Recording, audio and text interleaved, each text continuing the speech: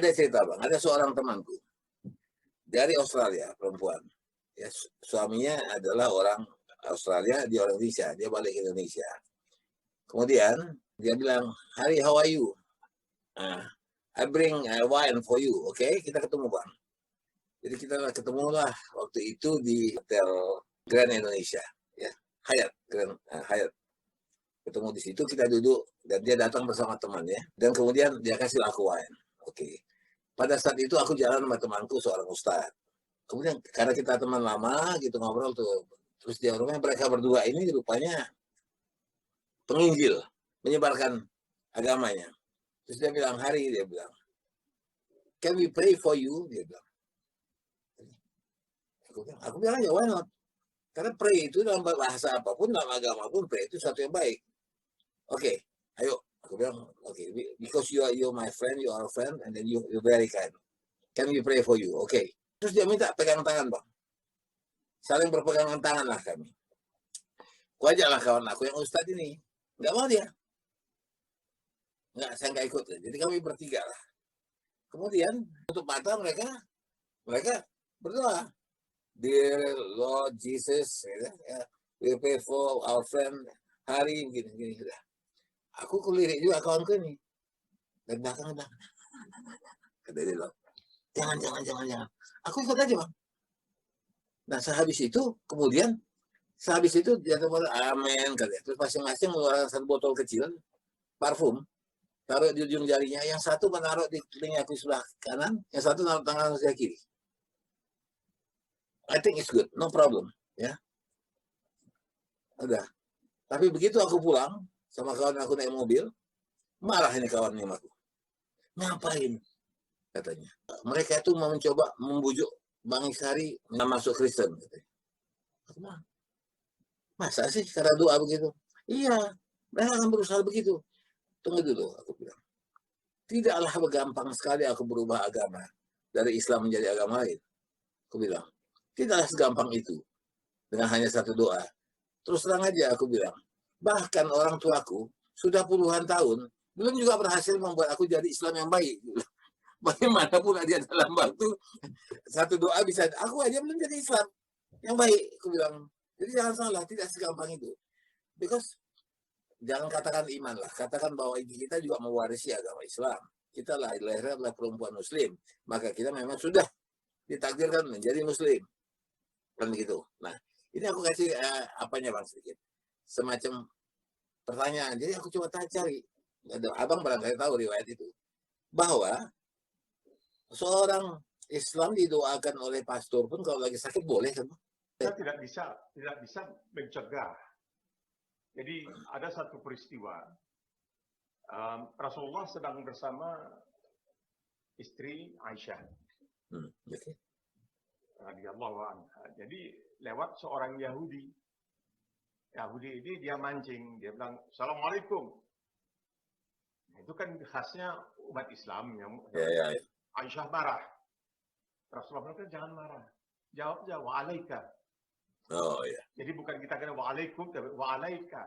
Semoga dan atas kamu juga, tapi bukan kamu seluruhnya, tetapi kamu satu orang, wa'alaika salam. Jadi Rasulullah mengajarkan maksudnya begitu. Tapi ini masalahnya karena tauhid, masalah tauhid, dan ini mesti diperbincangkan atau dibahas secara lengkap dalam sesi lain barangkali. Tapi satu hal, menjelang akhir hayat beliau, Rasulullah SAW menulis surat kepada masyarakat Kristiani di Najran.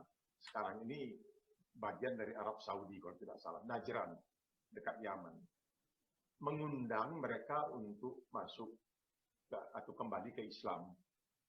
Jadi pemimpin Najran pada waktu itu menganggap bahwa ini penting ajakan ini. Maka dia kirimkan perutusan terdiri dari 60 orang.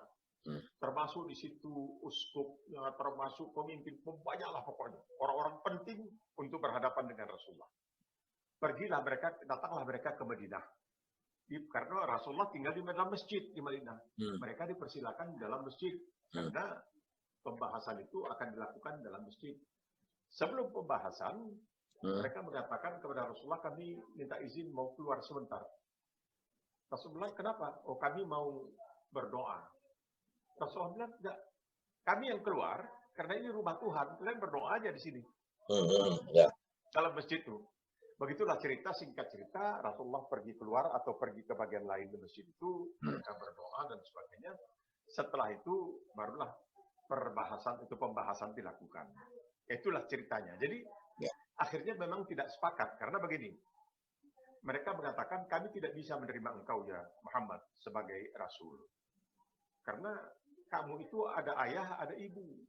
Sedangkan Yesus, Isa ibn Maryam, yang oleh nama aslinya Yeshua, tapi kemudian Inggris mengubahnya menjadi Yesus atau Jesus, sehingga seluruh dunia menggunakan Yesus atau Jesus. Sedangkan Yesus itu tidak punya ayah. Ada Rasul Kudus dan ibu. Nah, Rasulullah mengatakan, kalau kenabian seseorang ditentukan oleh ayah dan ibu, Adam lebih hebat, tidak punya ayah, tidak punya ibu. Jadi akhirnya mereka bilang kita tidak terima. Mereka pulang kembali ke Najran dan tidak diganggu sama sekali. Tidak diganggu sama sekali. Silakan kembali, nggak apa-apa. Karena apa? Karena Islam itu tegas. Yang mengatakan la ikraha fid-din, tidak boleh ada paksaan dalam agama.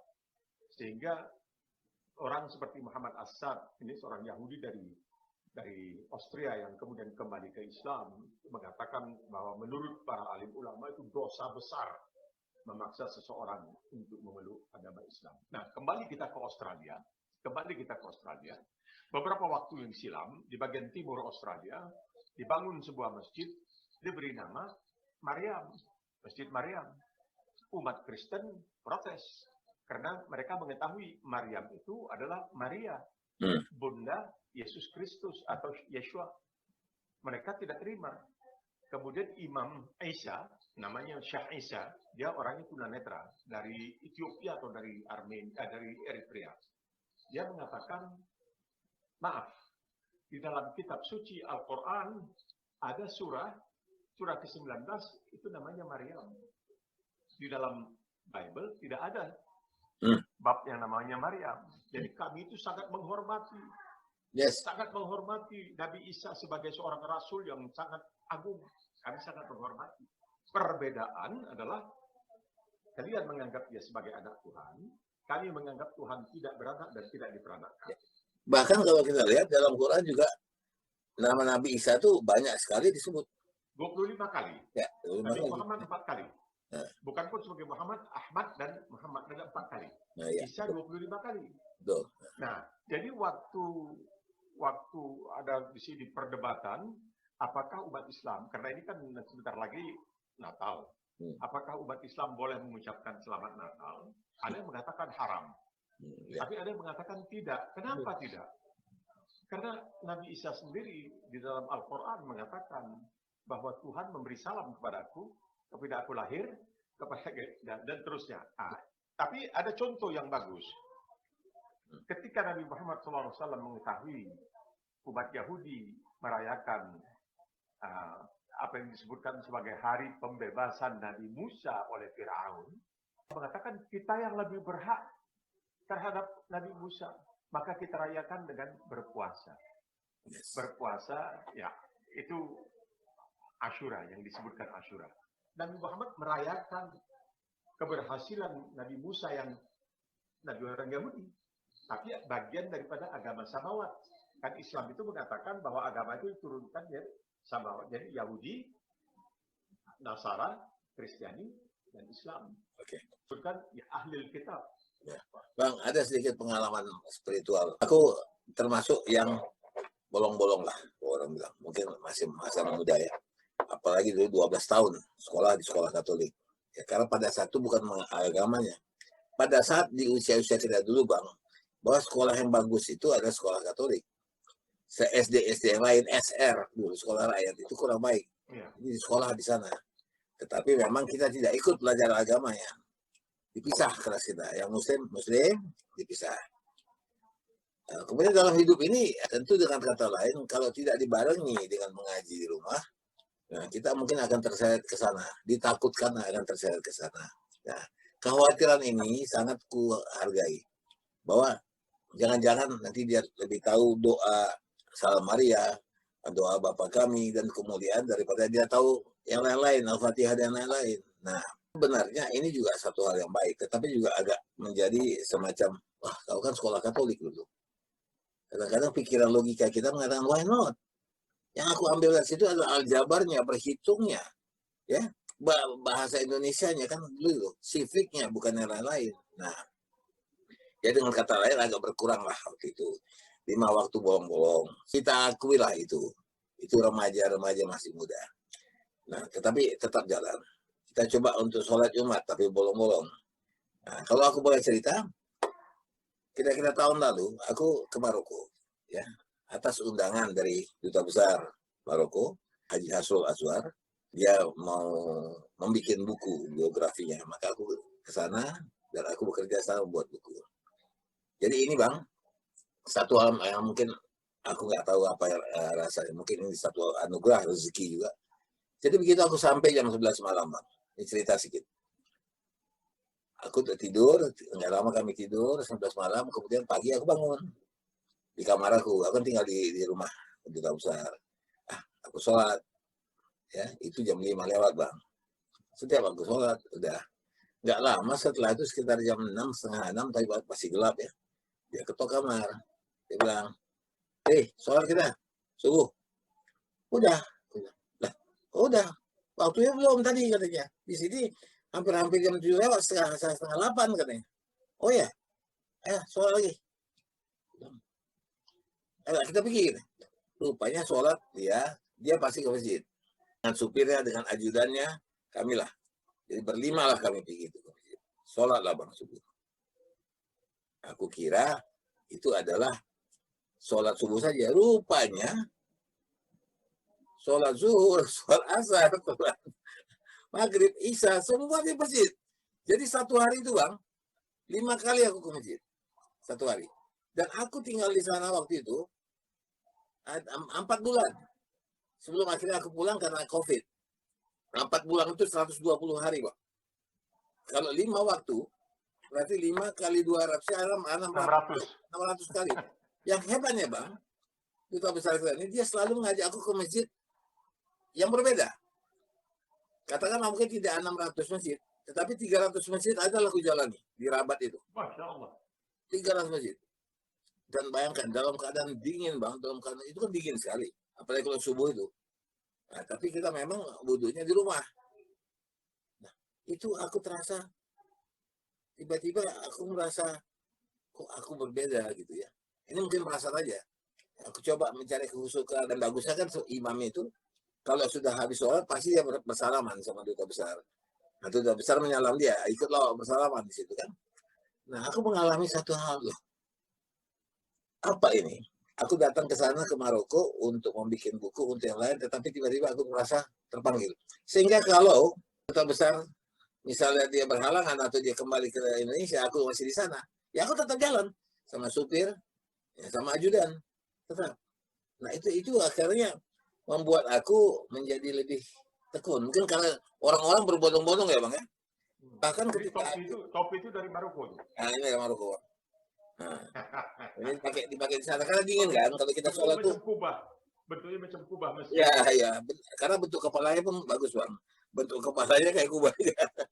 Apakah benar bahwa Hasrul Azwar, Duta Besar luar biasa berkuasa penuh?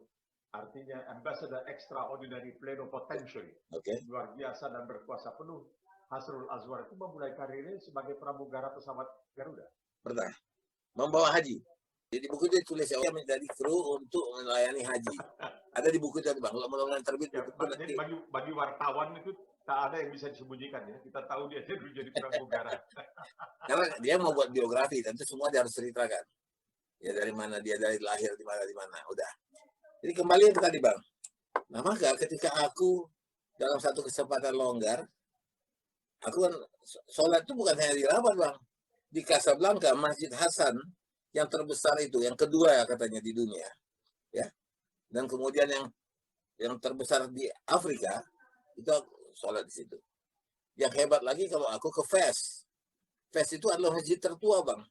Di pasar yang Yang lorong-lorong itu ya. Namanya Al-Qawariyin. Ya, aku ke situ Bang. Jadi aku sholat di situ, bertemu dengan para pemuka agama. Nah, jadi itu ketika aku bahkan ketika aku menyeberang dari Tanjir, kemudian aku pergi ke Spain naik mobil, itu aku ke Cordoba Bang. Aku tidak tahu juga, mau coba sholat di situ, ternyata di masjid itu tidak boleh kita sholat di situ. Jadi aku bilang nggak jadi.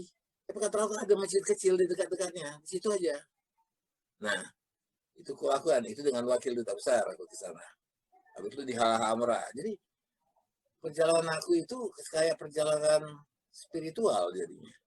Mencoba untuk menemukan Tuhan, tapi lewat diri ya. Kalau orang bilang Anda mencari Tuhan kemana-mana nggak dapat, padahal Tuhan itu ada dalam diri Anda kan di sini Bang, ya kan? Lebih dekat dari urat lehermu daripada urat leher. Ya. Jadi setelah itu ya nggak tahu lah, this is blessing. Ya, ada banyak orang berpikir bahwa wah, Anda ke Maroko nulis tidak? Aku 600 masjid Bang. Masya Allah. Ya, itu luar biasa. Jarang itu. Jarang. Ada almarhum Adam Malik waktu jadi wakil presiden mengatakan dia akan menggilir katanya. Semua masjid di Jakarta itu untuk salat Jumat. Ya. Tapi sampai sekarang mungkin masih ada bahwa di Jakarta itu ada masjid yang masih ngotot katanya khutbahnya tetap dalam bahasa Arab, tidak pakai bahasa Indonesia. Jadi itu sebenarnya merugikan orang tidak karena khutbah itu untuk memberikan pencerahan. Tapi ada satu hal, Bung Izhari, ketika Bung Izhari berada di Fez, itulah cita-cita saya pada suatu kali akan ke sana insya Allah untuk melihat bukan saja masjid, tetapi universitas pertama di dunia yang didirikan dalam tahun 859. Aku sudah ke situ, Universitas Al-Qawariyin. Yang mendirikannya Fatimah Al-Fihri Al-Quraisy. Right. Ini dua orang kakak beradik perempuan muslimah yang mendapat warisan dari ayahnya. Tapi ada satu hal yang tidak banyak diketahui oleh orang di seluruh dunia. Bahwa di Universitas Al-Qawariyin itu salah satu lulusannya kemudian menjadi Paus Sylvester kedua, menjadi pimpinan gereja Katolik. Dia belajar di Universitas Muslim. Satu hal yang tidak diketahui oleh banyak orang adalah toga. Ketika wisuda itu kan topinya 4 segi. Betul. Siapa yang menciptakan? Fatimah Al-Fihri. Kenapa? Dia ingin sesuatu yang berbentuk Ka'bah. Makanya topinya itu 4 segi, bukan bulat. Nah, sekarang jadi yang mengikuti acara ini akan mengetahui 2 hal paling tidak. 3. Pertama, universitas tertua di dunia yang berfungsi beroperasi sekarang sebelum Al-Azhar. Al-Qawariyin di Fez. Kedua, di universitas inilah tempat seorang Paus Sylvester kedua belajar. Ketiga, bahwa di tempat inilah diciptakannya toga. Nah, jadi banyak yang suka menyebut kadrun itu yang ciptaan Nyoto ciptaan tokoh PKI, mereka tidak tahu tentang sumbangan-sumbangan Islam. Jadi kepada Presiden Prancis itu bisa juga dikatakan lah, kalau kamu tidak suka dengan Islam, jangan pakai itu toga yang 4 segi, karena itu mencerminkan gambar Ka'bah. Jadi tidak banyak diketahui. Jadi itu Pak, lewat acara ini diketahui. Itulah aku bilang, itu kan blessing. Siapa yang tahu? Aku pikir aku hanya sampai di Rabat, tetapi aku bisa melihat sampai ke Fez. Ke Fez itu aku bahkan 3 kali Bang. Pergi sendiri aku pernah. Ada satu hal barangkali yang Bung Izhari lewatkan, bahwa di Maroko itulah tempat penyamakan kulit. Oh ya, Bang, jaketnya itu ada di Fez itu ada jual jaket kulit yang paling bagus. Tapi tahu bahwa alat untuk menyamak dan membersihkan, menghaluskan kulit hewan yang paling baik apalah? Kotoran burung merpati. Makanya di sana begitu banyak orang pelihara merpati. Tidak bisa dibuat kimia palsu, kimia buatan. Nah, jadi mesti pakai kotoran burung merpati. Makanya di sana banyak sekali orang memelihara burung merpati. Yang burung merpati ini memang kemudian dipakai untuk dilombakan. Ini baru-barusan ini dijual berapa juta $. Tuh satu burung merpati ya. Di Timur Tengah sana mereka tuh sangat tergila-gila dengan burung merpati. Nah, juga barangkali Izhari tahu, di zaman Fatimiyah di Mesir, itu ada seorang wazir, semacam Perdana Menteri. Kalau dia ingin menyenangkan hati Sultan, dia tahu Sultan ini suka sekali makan buah ceri. Tapi di Mesir tidak ada pada waktu itu buah ceri. Maka dia akan kirim seekor merpati ke Basrah, di Irak. Mengatakan, tolong dikirim kira-kira 500 buah ceri. itu bisa dikirim pagi, bisa sampai malam. Melalui apa? Melalui burung merpati. Diikat di kaki burung Oh merpati, iya, iya. satu butir terbang. Tapi dari 500 itu tidak semuanya akan sampai ke Mesir. Tapi paling tidak 300 akan sampai ke Mesir. Jadi raja habis makan malam bisa makan buah ceri di zaman itu. Nah, itu hal-hal yang tidak begitu diketahui dan mereka masih memanggil umat Islam kadrun. Itu gak ngerti juga kita. Jadi Bang, ini kebetulan sekali Abang buka topik ini tadi ketika Abang melihat Jumat pertama. Jadi aku terpanggil juga untuk bercerita. Dan memang aku anggap itu adalah satu blessing ya. Banyak orang yang kepingin ke sana, aku dengan mudah. Dengan first class lagi. Betul. Sananya. Ya, diundang oleh duta besar, tinggal di rumah duta besar, tinggal, dan kemudian berangkat dengan duta besar. Dan menarik Bang, ke setiap masjid yang kami pergi, itu selalu diterima oleh pengurus masjid situ. Jadi kita yang tertutup untuk umum kita bisa masuk. Nah itu luar biasa dan bertemu dengan mereka, mereka berbicara. Ya ada beberapa di antara yang bisa berbahasa Inggris, walaupun sedikit sekali jumlahnya, tetapi at least we feel it. Ketika kita berada di dalam masjid itu, kita lihat ukiran hebat. Ya kita lihat bahkan waktu itu aku di Marrakesh, ya di Marrakesh aku pergi ke masjid itu bersama duta besar juga dengan Caimin PKB. Kita sama kita ziarah dan itu ada perasaan yang aku gak bisa gambarkan ya. Bahkan ada dulu yang katanya itu tanah Islam kemudian diambil, tetapi dia tidak mau pindahkan itu sumur. Ada sumur di situ, dia nggak mau pindahkan. Boleh dibeli, boleh dibangun masjid, tapi tidak mau dia pakai. Jadi dipertahankan. Itu ada di tengah-tengah, Bang. Nah, bagaimana yang memindahkannya? Tidak, yang dipindahkan. Dibikin semacam fountain, air mancur. Ada di situ tempat berwudu. Dia tempat wudhunya itu ada di tengah masjid. Nah, itu menarik. Itu menarik. Baik kita lihat kan penyair-penyair para sufi-sufi yang terkenal itu kan ada yang dimakamkan di sana. Itu aku jalan semua, Bang. Jadi aku bilang dalam hati, Bang, ini maaf. Kita kan manusia biasa. Kadang-kadang aku bilang, I must do something good. I must do something good. Ya kenapa? Kok aku dapat ini, yang orang lain nggak dapat. Betul. Nah, betul. Mungkin ada sometimes mungkin dulu aku sudah pernah berbuat baik sehingga inilah dikasih ganjaran ini. Berjalan banyak dilihat. Ya. Cuma kita ini sebagai wartawan, kalau kita jauh berjalan begitu lihat, kita ingin ceritakan kepada orang lain. Tapi menarik, karena Izhari berangkat ke Maroko. Dan Ibnu Battuta itu berangkat dari Maroko sampai ke negeri Cina. Tapi dia singgah-singgah di mana-mana. Termasuk dia singgah di pulau yang namanya Maladewa. Oke. Pulau Maladewa ini banyak penduduk keturunan India tapi Muslim kan. Ya. Ini katanya pulau yang pertama barangkali yang akan tenggelam nih karena perubahan iklim.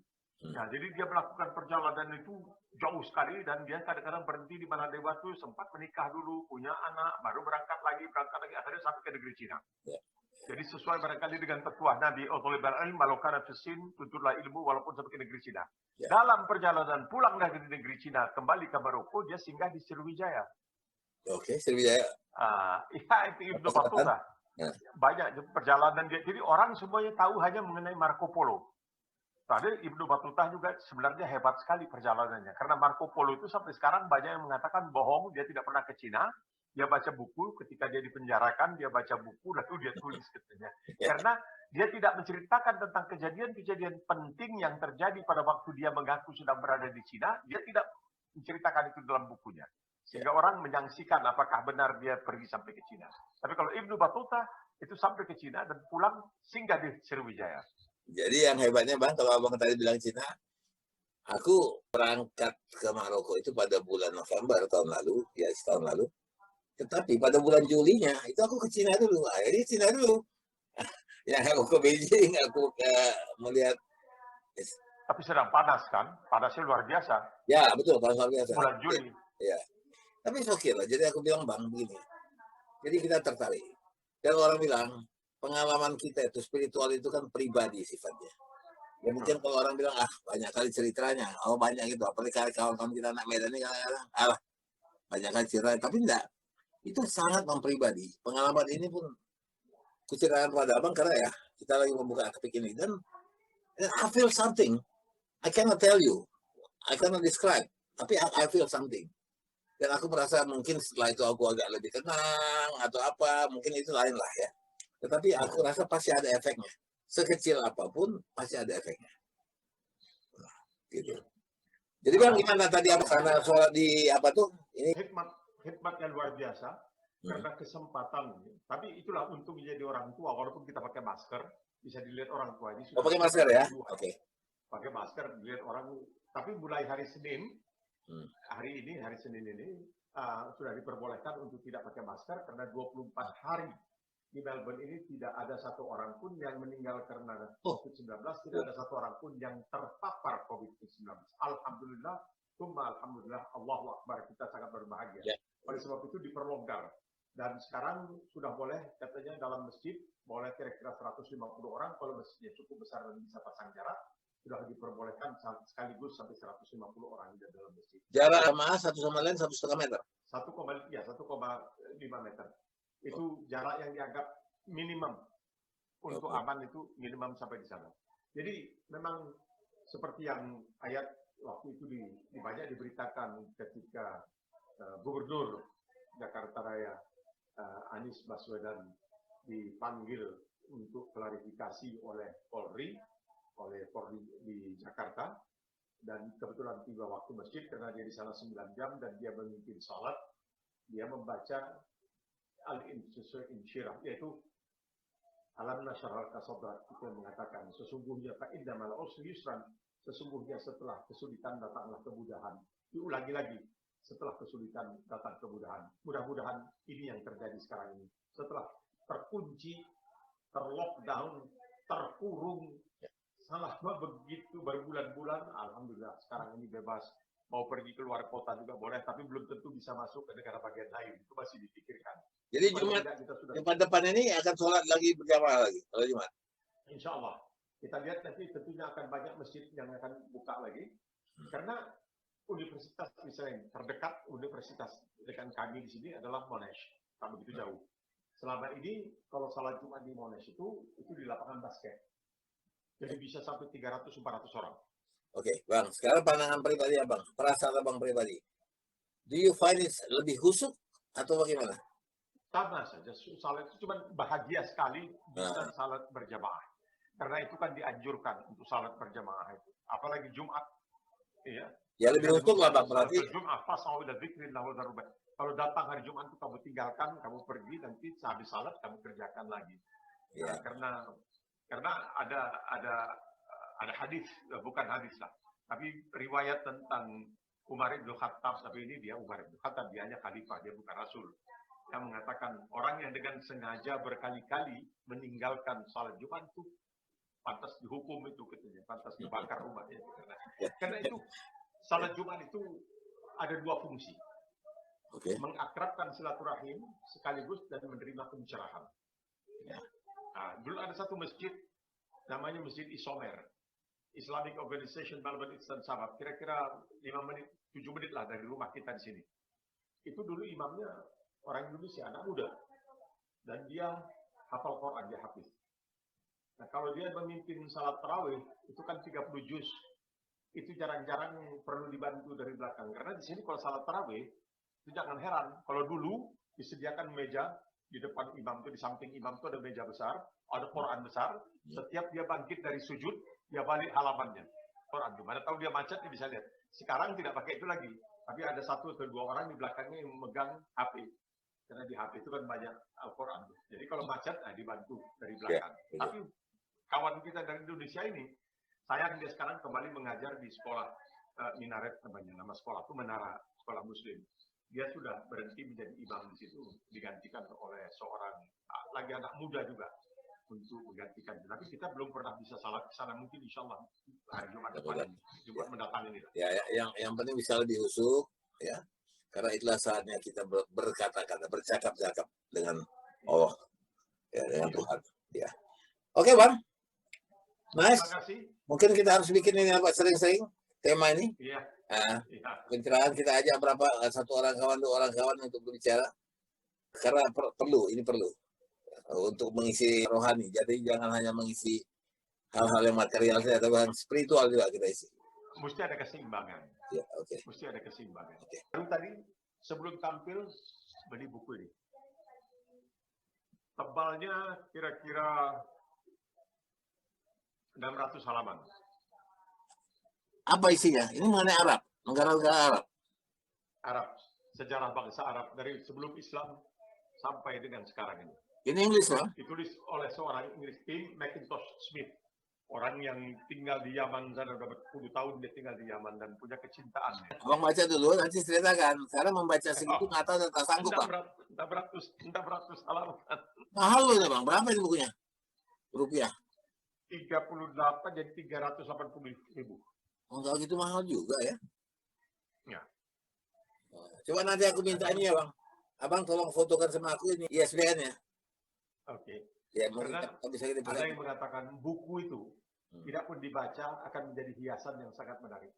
Nah ini kan, ini membacanya berulang-ulang, Bang. Bukan satu kali. Ya orang sufi ini memang. Nah, ini orang Jepang. Toshihiko Isuzu. Iya, iya. Orang sufi inilah yang dulu memperkenalkan kopi, Izari. Kalau mau tahu, mereka yang perkenalkan kopi. Kenapa? Mereka banyak minum kopi supaya tahan tidak mengantuk, sehingga sampai malam, larut malam, mereka bisa berzikir. Ya, okay. Jadi kalau orang minum kopi, ingatlah orang sufi yang telah memperkenalkan kopi karena mereka minum supaya tidak ngantuk. Bisa berzikir sampai lewat tengah malam. Aku tak bisa pula minum kopi. Bukan tak boleh, nggak bisa, tak mau. Karena nggak suka aku rasa kopi. Oke, Bang. Kita jumpa lain waktu. Kita atur nanti, Bang, ya.